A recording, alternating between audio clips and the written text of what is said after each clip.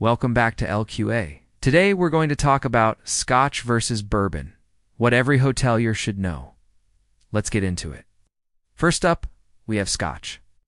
Scotch, also known as whiskey, is made in Scotland. Now, Scotch can be made from different grains, but it's usually made from malted barley, and it must be aged at least 3 years in an oak barrel. Now, Scotch has a very distinct flavor profile. It's often described as smoky, earthy, and complex. Next up, we have bourbon. Now, bourbon is a type of American whiskey. And yes, there is a difference between American whiskey and bourbon. I'll save that for another day. Bourbon must be made in the USA, and most of it is made in Kentucky. At least 51% of the grain must be corn, and it must be aged in new charred oak barrels. Now, this gives bourbon a very distinct flavor profile. It's often described as sweet, vanilla, and caramel.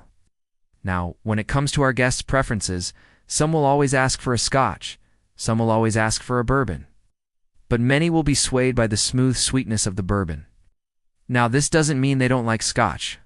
They just may not be familiar with it, or perhaps they had a bad experience with it in the past. You'll find that many of your regular bourbon drinkers will actually enjoy a good Scotch if you take the time to introduce them to it. I find that my regular guests will usually go for either a Canadian Club or a Crown Royal. If you're looking to upsell, though, you might want to suggest a premium Scotch to a guest who you know is a connoisseur. Or you might want to steer them toward a bourbon if you know they like a sweeter profile. Now, whether you're serving up a Scotch or a bourbon, it's important to know that both are made from very high-quality ingredients. Both are aged, which gives them a unique flavor profile. And both are enjoyed by people all over the world. So what do you think? Do you prefer a Scotch or a bourbon? Let me know in the comments below. And if you like this video, make sure to give it a thumbs up. In our next lesson, we'll talk about Irish whiskey and Japanese whiskey. See you then. Cheers.